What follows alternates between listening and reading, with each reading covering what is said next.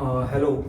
तो आज की क्लास में हम वन शॉट रिवाइज करेंगे आपका जो चैप्टर नंबर 13 है इकोलॉजी का, ऑर्गेनिज्म एंड पॉपुलेशन। मतलब क्लास 12 में 3 चैप्टर है जो सबसे लंबे हैं। Second chapter sexual reproduction in flowering plants, उसके बाद मॉलिक्यूलर बेसिस ऑफ इनहेरिटेंस, और तीसरा वाला ये आपका ऑर्गेनिज्म एंड पॉपुलेशन आ जाता है। ठीक है, तो ये खैर इकोलॉजी का फर्स्ट चैप्टर भी है आपका, और इसे रिवाइज करने में बढ़िया टाइम लगता है। तो आज मैं क्या करने वाला हूँ, देखो मैं आपको वन शॉट में रिवाइज करवा दूंगा 1 घंटे में।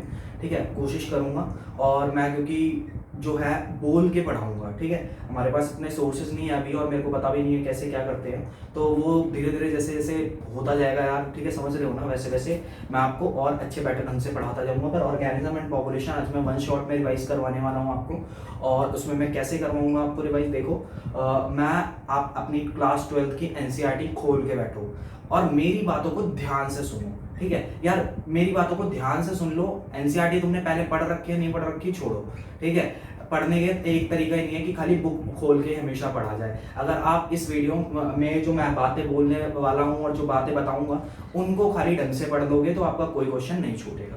ठीक है, तो बच्चे ऑर्गेनिज्म एंड पॉपुलेशन शुरू करते हैं। तो सबसे पहले जो है आपका इसमें एक साइंटिस्ट का नाम दे रखा है, रामदेव मिश्रा। रामदेव मिश्रा, तो आपको खाली रामदेव मिश्रा की एक बात ध्यान रखनी है कि he is the father of ecology in India. बस खाली एक बात ध्यान रखनी, father of ecology in India, बस खत्म। उसके बाद बच्चे जो आपका फर्स्ट पेज है उस पर आपको एक हायरार्की दे रखी है लंबी सी।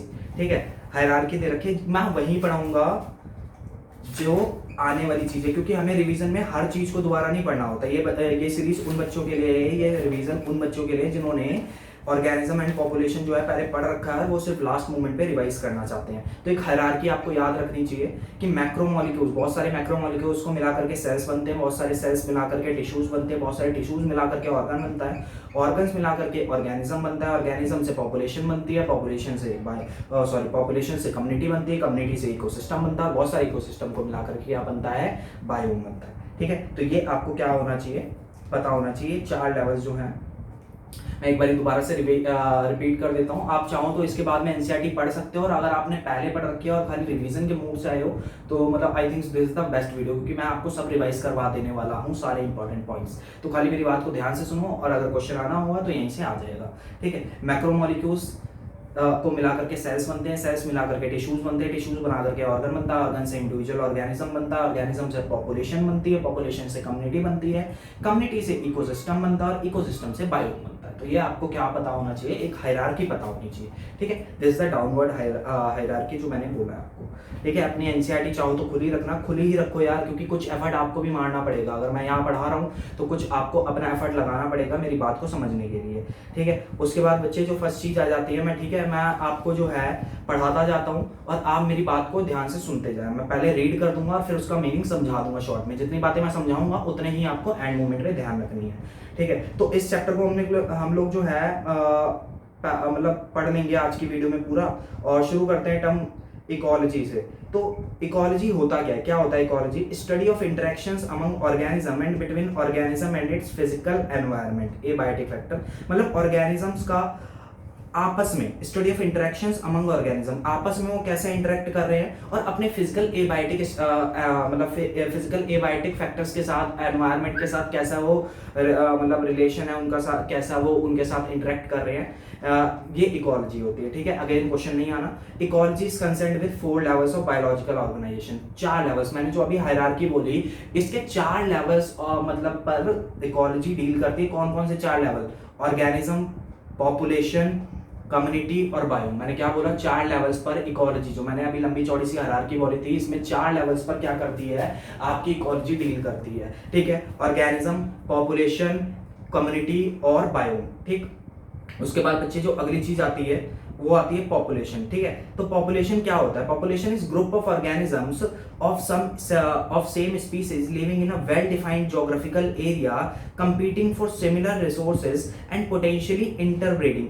ठीक है, एग्जांपल पॉपुलेशन ऑफ क्रोज इन, मतलब कहीं भी, ठीक है, दिल्ली इन कहीं भी। तो जैसे यार मैंने बोला कि जो पॉपुलेशन है, पॉपुलेशन क्या होती है? पॉपुलेशन ना सेम स्पीसीज की होती है। अगेन इस पॉइंट को छोड़ देते हैं, इससे क्वेश्चन तो आना नहीं है। ठीक है, मैंने क्या बोला, बस आपको इतना ध्यान रखना है, बहुत सारे ऑर्गेनिज्म को मिला करके पॉपुलेशन बनती है, पॉपुलेशन को मिला करके कम्युनिटी बनती है, कम्युनिटी को मिला करके बायोम बनता है। ठीक है, तो बस आपको इतना ध्यान रखना है। ओके, आप देखो जो अगली चीज आती है,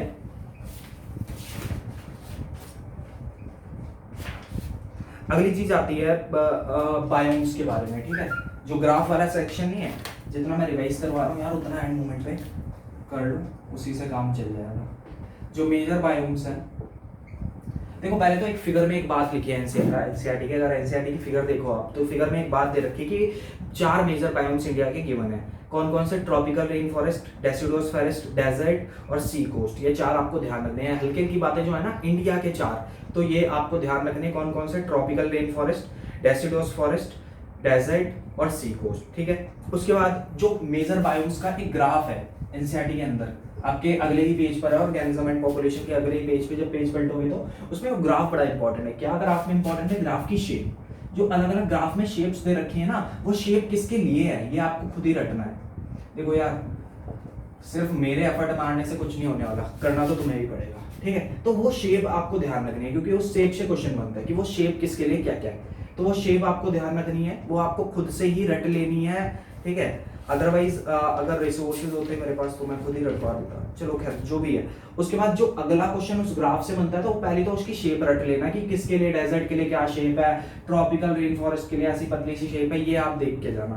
ठीक है, उसके बाद जो अगला क्वेश्चन बनता है यार, वो ये पूछ सकता है कि एनुअल प्रेसिपिटेशन का ऑर्डर क्या है इसमें।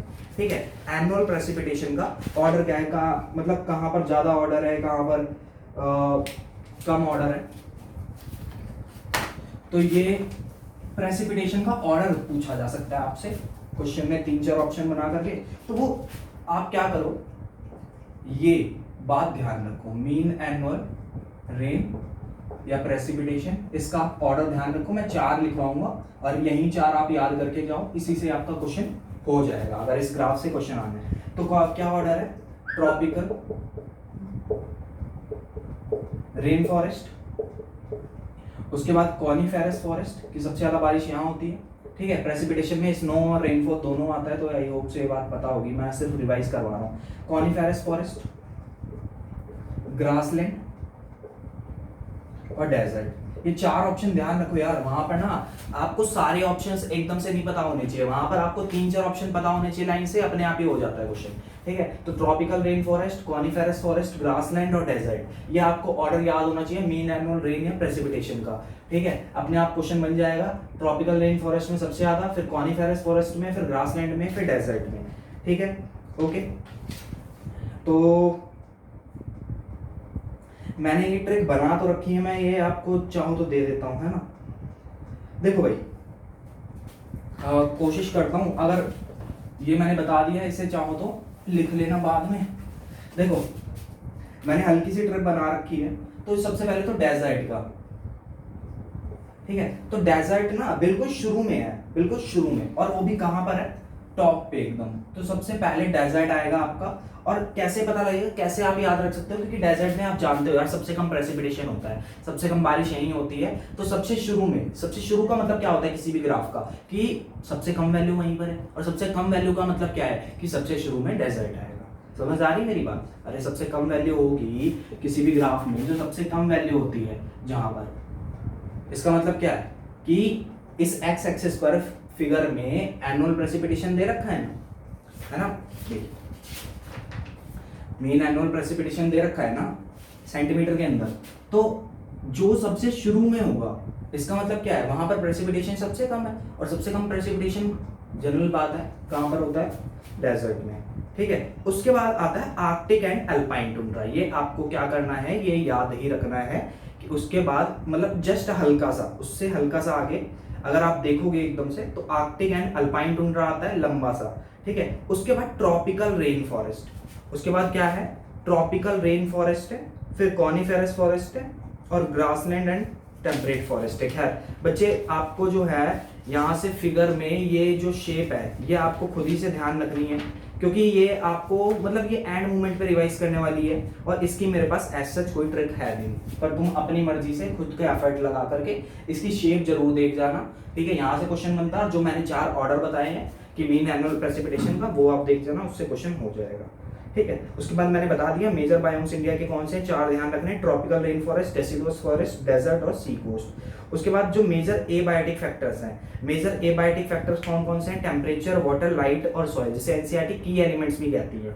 ठीक है, एनसीईआरटी ने की एलिमेंट्स भी कहती है। मेजर एबायोटिक फैक्टर्स हैं कौन कौन से, टेम्परेचर, वाटर, लाइट और सॉइल। तो टेम्परेचर बेटा सबसे मोस्ट इंपॉर्टेंट है, ये एनसीईआरटी की लाइन है, पहली लाइन है कि most ecologically relevant environmental factor हो, मतलब वही सबसे इंपॉर्टेंट वाला फैक्टर कौन सा है, टेम्परेचर है। ठीक है, उसके बाद बेटा जो वाटर है, वो वाटर जो है वो सेकंड मोस्ट इंपॉर्टेंट फैक्टर है। ठीक है, सबसे 4 की एलिमेंट्स हैं, 4 सबसे इंपॉर्टेंट मेजर एबायोटिक फैक्टर्स हैं, टेम्परेचर, वाटर, लाइट और सॉइल। सबसे ज्यादा important temperature, second most important is water. ठीक है, light and soil are not so much important. उसके बाद टेम्परेचर, टेम्परेचर में देखो क्या इंपॉर्टेंट बात है, तो टेम्परेचर में आता है कि टेम्परेचर जो है इक्वेटर से पोल की तरफ घटता जाता है, बिल्कुल सही बात है। इक्वेटर समझते हो, अर्थ का ये वाला हिस्सा, ये जो कोन, मान लो इमेजिन करो दिस इज द अर्थ, तो ये वाला जो कोनों वाला हिस्सा है ये होता है इक्वेटर, और ये वाले हिस्से जो होते हैं वो पोल होते हैं। तो टेम्परेचर जो है इक्वेटर से पोल जाते वक्त,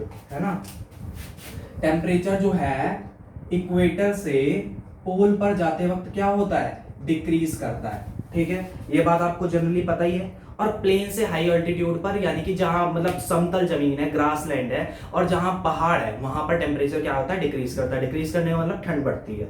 ठीक है, उसके बाद in thermal springs and deep sea hydrothermal vents temperature exceeds 100 degree Celsius. ये बात ध्यान रखनी है कि थर्मल स्प्रिंग्स कहां कहां पर, थर्मल स्प्रिंग्स और डीप सी हाइड्रोथर्मल वेंट्स में, थर्मल स्प्रिंग्स और डीप सी हाइड्रोथर्मल वेंट्स में टेम्परेचर जो है 100 डिग्री से पार चला जाता है, 100 डिग्री सेल्सियस के पार चला जाता है। कहाँ कहाँ, थर्मल स्प्रिंग और डीप सी हाइड्रोथर्मल वेंट्स में। जितना बता रहा हूँ मैं 2-3 बारी खुद ही रिपीट कर देता हूँ ताकि आपको याद हो जाए, इंपॉर्टेंट पॉइंट है तो।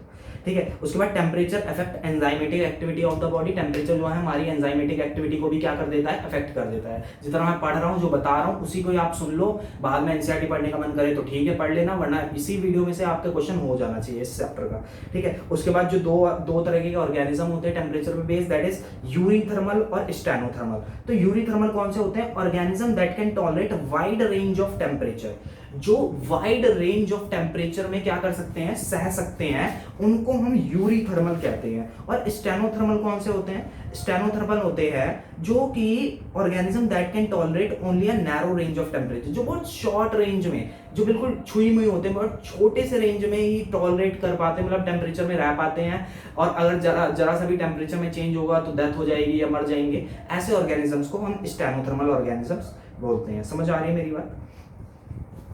ओके, तो ये आपका हो गया टेम्परेचर का। उसके बाद वाटर आ जाता है। तो हम जानते हैं life originated in water, important points में एनसीईआरटी के पढ़ रहा हूँ, तो आप साथ में जो है मेरी सुन सकते हो। लाइफ ओरिजिनेटेड इन वाटर, पानी में लाइफ बनी थी, क्वेश्चन नहीं आएगा, आ भी सकता है, जनरल पॉइंट है मतलब। Aquatic organism also face water related issues like chemical composition, pH, salinity of water. हाँ, यहाँ से ये क्वेश्चन बन सकता है कि जो एक्वाटिक ऑर्गेनिजम्स हैं वो भी वाटर रिलेटेड, और हमें क्या लगता है कि जो भैया जो पानी में ऑर्गेनिज्म रह रहे हैं उनको वाटर रिलेटेड कोई प्रॉब्लम्स होंगे नहीं, क्योंकि उनके तो सारी वाटर की डिमांड्स पूरी हो ही रही है, इतने पानी में रहते हैं। पर नहीं, उनको भी प्रॉब्लम आती है वाटर रिलेटेड प्रॉब्लम्स। कैसी पानी से रिलेटेड प्रॉब्लम्स? पहले तो केमिकल कंपोजिशन, भैया पानी गंदा हो गया है, कोई केमिकल मिल गया है, तो उसका कुछ केमिकल कंपोजिशन अगर पानी का खराब हो गया, ऐसी प्रॉब्लम। पीएच ऑर्गेनिज्म से पर्टिकुलर पीएच में ही रहते हैं, जैसे हमारा ब्लड का पीएच जो होता है ना, वो एक पर्टिकुलर पीएच होता है।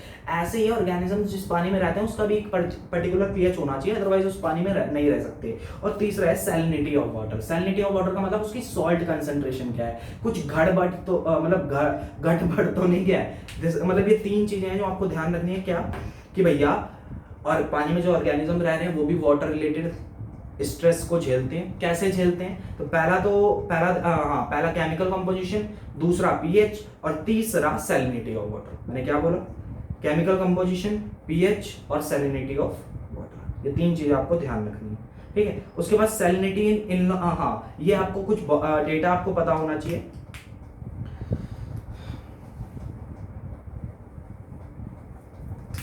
ये डेटा आपको कुछ पता होना चाहिए। इस डेटा को लर्न करना है आपको, ठीक है? तो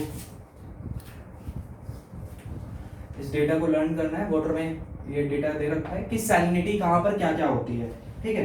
तो सैलिनिटी किस में गिवन है? सैलिनिटी कौन सी यूनिट में? पीपीटी में, ठीक है, पीपीटी नॉट पीपीएम, ठीक है, पार्ट्स पर 1000 पीपीटी में गिवन है। उसके बाद वाटर सोर्स क्या है? वाटर सोर्स क्या है? ठीक है, तो बेटा सैलिनिटी जो होती है वो लेस देन 5 होती है, ठीक है, ये साइन है लेस देन का, लेस देन 5 होती है किसमें, कहां पर?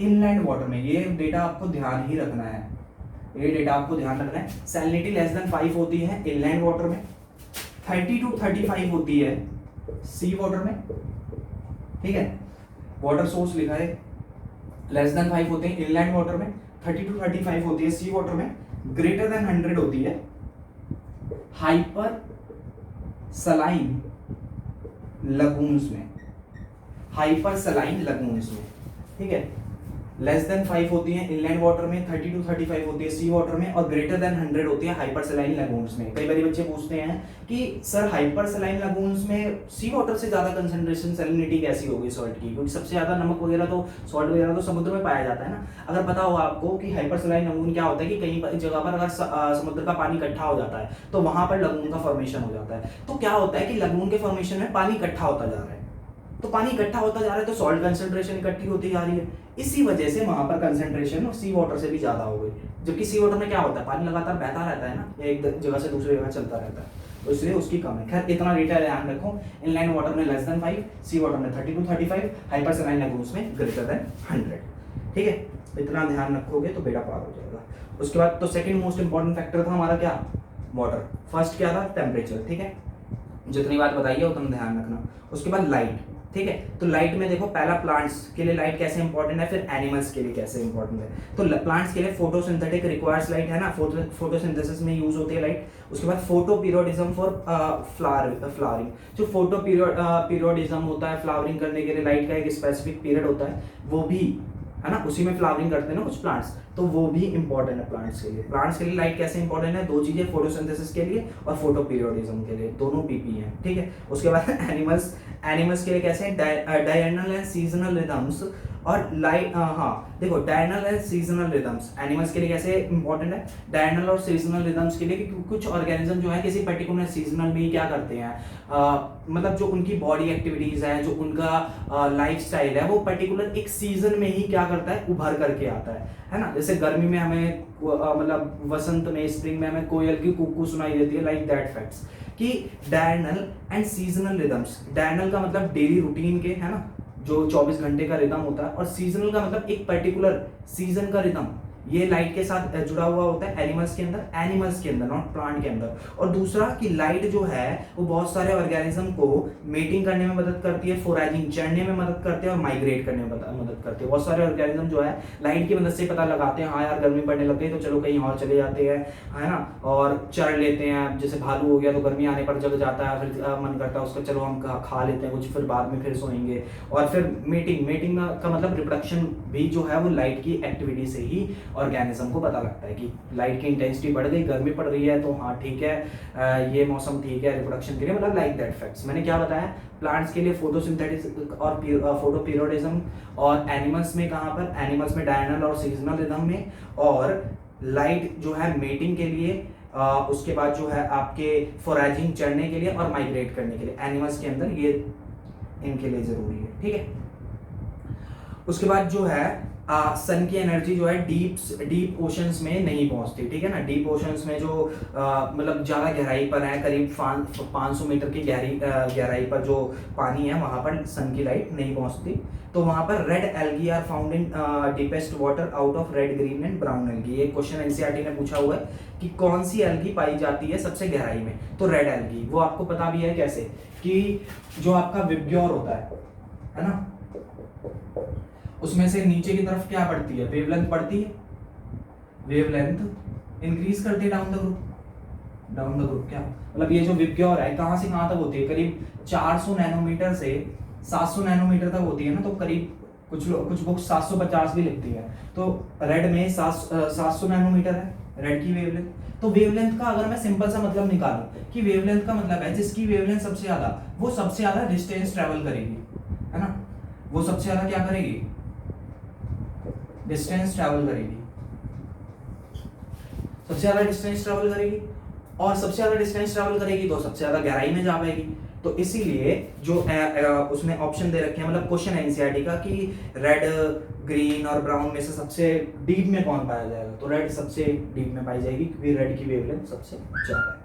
ठीक है, तो इसीलिए विबग्योर का जो सन की एनर्जी है उसका खाली रेड कंपोनेंट ही वहां तक पहुंच पाएगा, इतनी गहराई तक, तो इसलिए वहां पर रेड एल्गी सर्वाइव कर पाएगी, बाकी कर ही नहीं पाएगी। ठीक है, उसके बाद आता है सॉइल। ठीक है, तो अगला पॉइंट है सॉइल। तो nature of soil depends upon climate, weathering process, whether soil is transported as sedimentary and how soil development occur। तो ये बात भी एनसीईआरटी के पैराग्राफ में दे रखी है कि भैया जो नेचर है सॉइल का वो कैसे डिपेंड करता है। ठीक है, कि मतलब जो नेचर ऑफ सॉइल है वो डिपेंड अपॉन क्लाइमेट, पहला तो क्लाइमेट पे डिपेंड करता है कि मौसम क्या है। ठीक है, उसके बाद the weathering process. Weathering process का मतलब वहां पर वो कैसा वेदर रहता है, एनवायरमेंट तो ठीक है, क्लाइमेट टेम्परेचर वगैरह तो ठीक है, वेदरिंग क्या हो रही है, कब बारिश हो रही है, कब है ना, कब बारिश हो रही है, तेज हो रही है, कब गर्मी पड़ रही है, तो वेदरिंग प्रोसेस।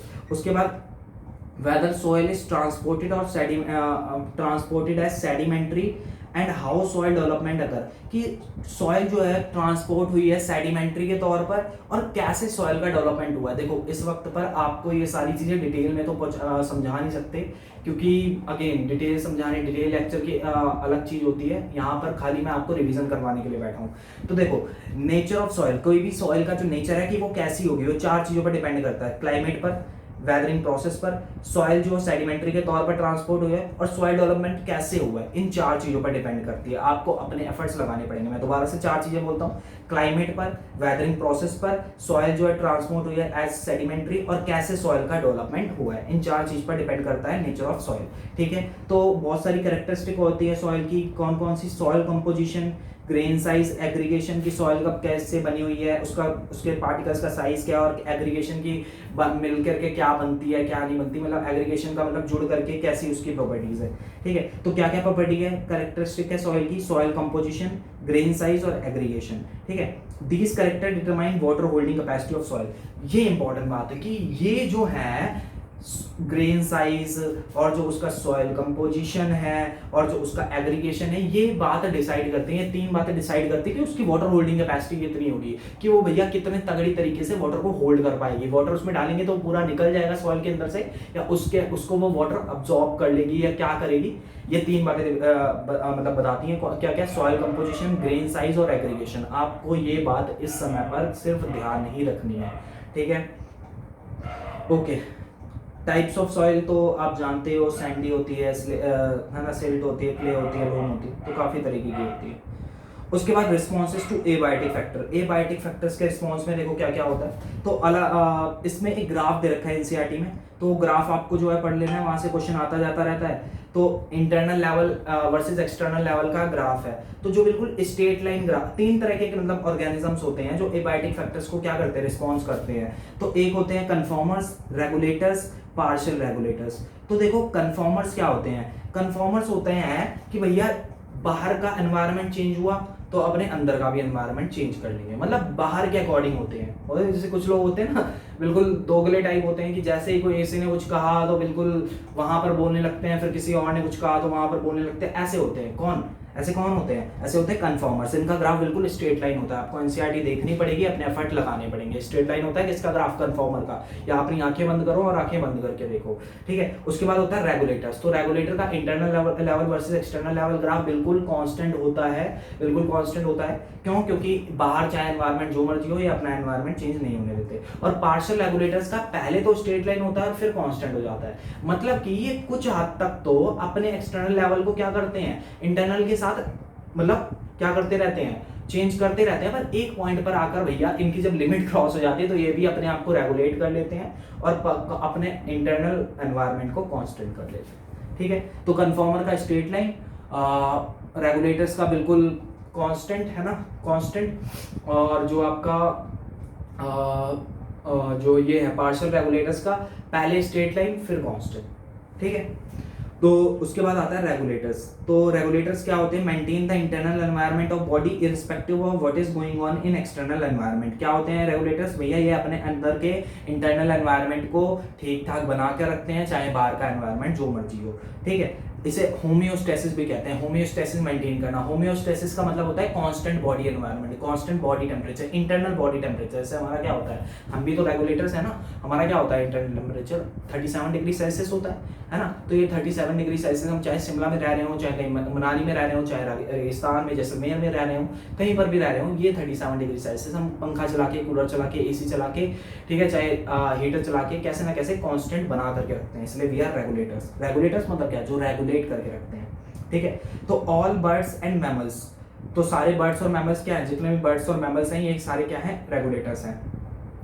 और कुछ वर्टिब्रेट्स और इनवर्टिब्रेट्स भी हैं। एनसीईआरटी की वो बातें हैं जो कि अक्सर हमसे छूट जाती हैं, तो मैं उनको पढ़ रहा हूँ, ठीक है। लोअर वर्टिब्रेट्स और कुछ इनवर्टिब्रेट्स हैं, अगर अगेन क्वेश्चन नहीं आना, बर्ड्स और मैमल्स से आ सकते हैं कि कौन होते हैं, बर्ड्स और मैमल्स होते हैं। तो reason of success of mammals, जो हमारा सक्सेस है मैमल, मतलब हम मैमल्स जो हैं, मैमल्स इतने सक्सेसफुल क्यों हैं एनवायरनमेंट में, हमने आखिर नेचर को इतना क्यों जीत रखा है, तो यही हमारी क्या है, वो वाली प्रॉपर्टी कि हम मेंटेन करते हैं कांस्टेंट बॉडी एनवायरनमेंट को, होमियोस्टेसिस को, यही हमारी जीत का, सक्सेस का रीजन है, ठीक है। उसके बाद फिजियोलॉजिकल रेगुलेशन क्या होती है, स्वेटिंग और शिवरिंग। मतलब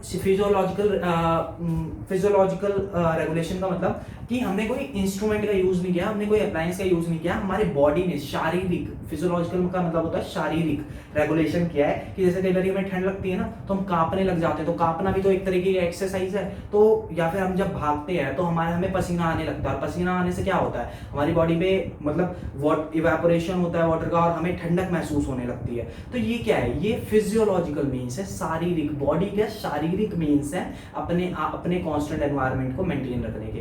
क्या है फिजियोलॉजिकल रेगुलेशन के एग्जांपल क्या है, शिवरिंग और स्वेटिंग। और बिहेवियरल रेगुलेशन के एग्जांपल तो आप मतलब सारे जानते हो कि गर्मी लगी पंखा चला दिया, तो ये बिहेवियर है हमारा, व्यवहार है हमारा, तो यही, ठीक है। जैसे माइग्रेशन हो गया, regulation is energetically very expensive, और ये बहुत एक्सपेंसिव प्रोसेस होता है, तभी तो सारे ऑर्गेनिज्म जो है दुनिया के अंदर नहीं कर सकते, मतलब इसको सारे रेगुलेटर्स नहीं, अदरवाइज सारे ऑर्गेनिज्म रेगुलेटर्स हो जाते, ठीक है। कन्फॉर्मर्स, 99% ऑफ ऑल इनमें सारे 99% एनिमल्स जो हैं, ठीक है, वो क्या है, कन्फॉर्मर्स हैं। नियरली ऑल प्लांट्स, जितने भी प्लांट्स हैं कन्फॉर्मर्स हैं, ठीक है। क्यों, क्योंकि thermo regulation is particularly very difficult for small animals, क्योंकि बहुत सारे, क्योंकि दुनिया में ज़्यादातर स्मॉल एनिमल्स हैं, जैसे कि श्रूज और humming birds, as they have a larger surface area relative to their body volumes, ठीक है। ये बात पूछी भी जाती है कि क्यों जो श्रूज होती है और हमिंग बर्ड्स होते हैं बोर्ड्स के अंदर, क्यों अपना मतलब कांस्टेंट बॉडी टेम्परेचर नहीं कर पाते, थर्मो रेगुलेशन नहीं कर पाते, क्योंकि इनका ना लार्जर सरफेस एरिया होता है वॉल्यूम के मुकाबले। क्या होता है, लार्जर सरफेस एरिया होता है वॉल्यूम के मुकाबले, लार्जर सरफेस एरिया होता है वॉल्यूम के मुकाबले, ठीक है। ओके, तो ज्यादातर ऑर्गेनिज्म क्या है, कन्फॉर्मर्स हैं, ठीक है।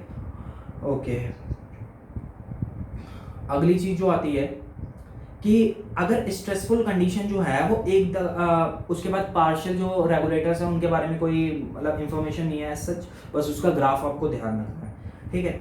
If stressful conditions are localized और अकर फॉर स्मॉल ड्यूरेशन, कि भैया अगर स्ट्रेसफुल कंडीशन जो है वहीं पर डट के रह गई हैं, कि अब जा ही नहीं रही, तो दो तरीके से मतलब ऑर्गेनिज्म बिहेव करते हैं, तो माइग्रेट कर जाते हैं या तो सस्पेंड कर जाते हैं, ठीक है। तो माइग्रेट में क्या होता है, माइग्रेट में भाई जो बर्ड्स होते हैं, जो एनिमल्स होते हैं, वो एक जगह से दूसरी जगह चले जाते हैं। जैसे कि इसका एग्जांपल दे रखा है कि माइग्रेटरी बर्ड्स आते हैं साइबेरिया से, कियोलाडो नेशनल पार्क है हमारा राजस्थान के अंदर, भरतपुर के अंदर, वहाँ पर बहुत सारे बर्ड्स आते हैं माइग्रेटरी बर्ड्स, और वो कियोलाडो नेशनल पार्क में रहते हैं। ये बात आपको ध्यान रखना है, कहाँ से आते हैं, साइबेरिया से आते हैं, ठीक है, भरतपुर राजस्थान के अंदर, कियोलाडो नेशनल पार्क। उसके बाद सस्पेंड में देखो अलग अलग तरीके से एनसीईआरटी में दे रखा है कि सस्पेंड के अंदर भैया देखो जो बैक्टीरिया, फंजाई और लोअर प्लांट्स के अंदर, बैक्टीरिया, फंजाई और लोअर प्लांट्स तो स्ट्रेसफुल कंडीशन से बचने के लिए सस्पेंड डेवलपमेंट में चले जाते हैं। तो क्या करते हैं वो स्पोर्स फॉर्मेशन करते हैं, स्पोरुलेशन करते हैं, स्पोर्स बनाते हैं, और वो जब फेवरेबल कंडीशन आती है तो स्पोर्स वगैरह फटते हैं। ये बात ध्यान रखनी है आपको, ठीक है। उसके बाद हायर प्लांट्स के अंदर सीड्स जो है वो डोरमेंसी में चले जाते हैं, डोरमेंसी एक स्टेट ऑफ इनएक्टिविटी होती है, ठीक है। एनिमल्स कैसे करते हैं, एनिमल्स हाइबरनेशन में जाते हैं, एस्टिवेशन में जाते हैं और डायपोज में जाते हैं। कहाँ जाते हैं, हाइबरनेशन में जाते हैं, एस्टिवेशन में जाते हैं और डायपोज में जाते हैं। तो हाइबरनेशन किसे कहते हैं, विंटर स्लीप को कहते हैं, एस्टिवेशन समर स्लीप को कहते हैं। इसमें स्नेल्स और फिश जाते हैं। एक मिनट,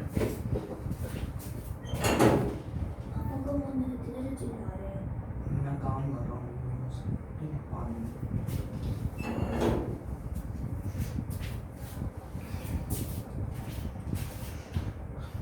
समर स्लीप में जाते हैं स्नेल्स और फिश, ठीक है। एस्टिवेशन समर स्लीप में स्नेल्स और फिश होते हैं। एनिमल्स जो होते हैं हाइबरनेशन में चले जाते हैं विंटर स्लीप में, ठीक है। उसके बाद डायोपोज भी एक स्टेट ऑफ इनएक्टिविटी होती है, इसमें जू प्लैंक्टन जाते हैं, ठीक है। तो क्या ध्यान रखना है आपको, मैं आपको रिवाइज करवा रहा हूँ, सिर्फ बोल बोल के ही रिवाइज करवा सकता हूँ, आप मेरी बात को ध्यान से सुन ले तो काफ़ी कुछ आपको आ जाएगा। भैया सस्पेंडेड डेवलपमेंट में कौन कौन जाते हैं भाई, बैक्टीरिया, फंजाई और लोअर प्लांट्स, ये तो चले जाते हैं स्पोरुलेशन में। हायर प्लांट्स जो होते हैं वो अपने सीड को एक इनएक्टिविटी में भेज देते हैं, जिसको क्या बोलते हैं, डोरमेंसी बोलते हैं। एनिमल्स हाइबरनेशन में भी जाते हैं, एस्टिवेशन में भी जाते हैं, डायपोज में भी जाते हैं। हाइबरनेशन का मतलब भालू वालू चले जाते हैं, विंटर स्लीप होते हैं। एस्टिवेशन समर स्लीप को कहते हैं। कौन कौन जाता है इसमें, स्नेल्स और फिश जाते हैं। उसके बाद डायोपोज में कौन जाते हैं, ज़ूप्लैंक्टन जाते हैं, ठीक है। ये बात आपको ध्यान रखनी है। उसके बाद अगला टॉपिक आ जाता है अडेप्टेशन, ठीक है। तो अडेप्टेशन क्या होता है, adaptation any attribute of an organism which helps it to survive and reproduce better. बेटा अडेप्टेशन का मतलब होता है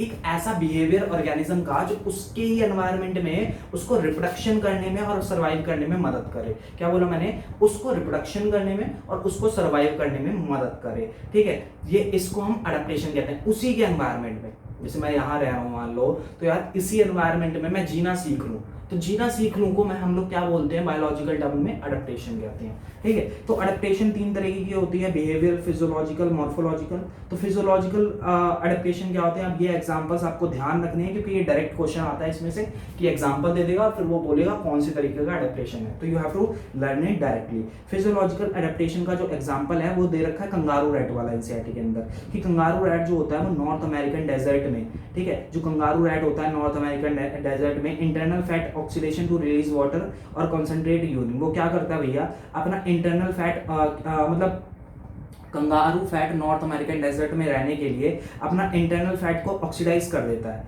ठीक है। और उसको ऑक्सीडाइज करने पर उसका एक बाई प्रोडक्ट जो होता है वो वाटर के तौर पर रिलीज होता है, ठीक है, और अपने यूरिन को कॉन्सेंट्रेट कर लेता है। अपने यूरिन को कॉन्सेंट्रेट कर लिया, ठीक है। यूरिन कॉन्सेंट्रेट करने का मतलब क्या है कि यूरिन में ना भैया जो मेन वेस्ट मटेरियल है वो बाहर निकाल रहा है और बाकी वाटर लॉस ज्यादा नहीं कर रहा, और फैट को ऑक्सीडाइज कर रहा है। फैट ऑक्सीडेशन की मतलब एक बाई प्रोडक्ट जो है वो वाटर है, तो वो वाटर जो है अगेन उसे उस डेजर्ट कंडीशन में रहने में मदद कर रहा है, सर्वाइव करने में मदद कर रहा है। उसके बाद adaptation for high altitude, high altitude के लिए क्या एडेप्टेशन है, मोर मतलब हाई एल्टीट्यूड पर जैसे जो लोग रहते हैं उनके वो क्या क्या एडेप्टेशन करते हैं, उनमें ज़्यादा आरबीसीज होती हैं। जैसे नॉर्मल में क्या होते हैं 5 to 5.5 मिलियन होती है ना, तो उनके में 8 मिलियन हो जाती हैं, ठीक है। उसके बाद लेस बाइंडिंग कैपेसिटी होती है हीमोग्लोबिन की ऑक्सीजन के साथ। ध्यान रखना, ये बातें ध्यान रखनी है कि उनमें आरबीसी कंसंट्रेशन ज्यादा होती है, कितनी ज्यादा होती है नहीं ध्यान रखना, ठीक है, एनसीईआरटी में गिवन नहीं है। उसके बाद लेस बाइंडिंग कैपेसिटी हो जाती है हीमोग्लोबिन की ऑक्सीजन के साथ। ऐसे समझ लो यार, क्योंकि ऑक्सीजन जल्दी जल्दी देना है ना बॉडी को, तो ऑक्सीजन जल्दी जल्दी देना है, तो